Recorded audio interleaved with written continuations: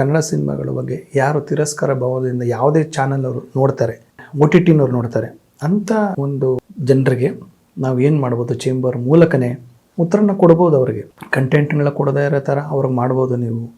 ನೀವು ಸಿನಿಮಾ ನಟರನ್ನ ಬಳಸ್ಕೊತಾ ಇರೋದು ನಮ್ಮ ವಾಹಿನಿಗಳು, ಅದು ಯಾರೇ ಇರ್ಬೋದು, ಕಾಮಿಡಿ ಆ್ಯಕ್ಟರ್ ಇರ್ಬೋದು, ದೊಡ್ಡ ಸ್ಟಾರ್ ಇರ್ಬೋದು, ಯಾರನ್ನೇ ಇರ್ಬೋದು. ವಾಹಿನಿಗಳಿಗೆ ಹೋದರೆ ತಾನೇ ವಾಹಿನಿನವ್ರಿಗೂ ಬಿಸ್ನೆಸ್ ನಡೀತದೆ, ಶೋ ನಡೆಯೋಕ್ಕೆ ಸಾಧ್ಯ ಆಗುತ್ತೆ. ಸೊ ಅದನ್ನ ಚೇಂಬರ್ನವರು ನಿಯಂತ್ರಿಸ್ಬೋದು. ತಮಿಳು ಚಿತ್ರರಂಗದವ್ರು ಅದನ್ನೇ ಮಾಡ್ತಾ ಇರೋದು. ತಮಿಳು ಚಿತ್ರರಂಗದಲ್ಲಿ ಯಾವ ಮಟ್ಟಕ್ಕೆ ಅವರು ಹವಾ ಇಟ್ಟಿದ್ದಾರೆ ಅಂದರೆ, ತಮಿಳು ಚಿತ್ರರಂಗದ ಚೇಂಬರ್ನವರು ಎಸ್ಪೆಷಲಿ ಯಾವುದೇ ಈವೆಂಟ್ಗಳಿಗೆ ನಮ್ಮ ನಟರು ಹೋಗ್ಬೇಕು ಅಂದರೆ, ಆ ಈವೆಂಟ್ಗಳಿಗೆ ಹೋಗ್ಬೇಕಂದ್ರೆ ಚೇಂಬರ್ನವ್ರು ಹೇಳ್ತಾರೆ, ಚೇಂಬರ್ನವರು ಆ ಈವೆಂಟ್ ಮ್ಯಾನೇಜ್ಮೆಂಟ್ ಅವ್ರು ಬಂದು ಚೇಂಬರ್ಗೆ ದುಡ್ಡು ಕಟ್ಟಬೇಕು. ಆಗ ಚೇಂಬರ್ ಮೂಲಕ ಹೋಗುತ್ತೆ ಎಲ್ರಿಗೂ ಇಂಟಿಮೇಷನ್ಸ್. ಯಾಕಂತಂದರೆ ಇದು content, it's A business. So ಈ ರೀತಿಯಾದಂಥ ಕಂಟ್ರೋಲ್ನ ಫಿಲಿಮ್ ಚೇಂಬರು ಅಲ್ಲಿನ ಒಂದು ತಮಿಳು ಚಿತ್ರರಂಗ ಫಿಲಿಮ್ ಚೇಂಬರ್ ಇಟ್ಕೊಂಡಿದೆ. ನಮ್ಮಲ್ಲಿ ಯಾಕೆ ಈ ಥರ ಒಂದು ಕಂಟ್ರೋಲ್ ಇಟ್ಕೊಂಡಿಲ್ಲ?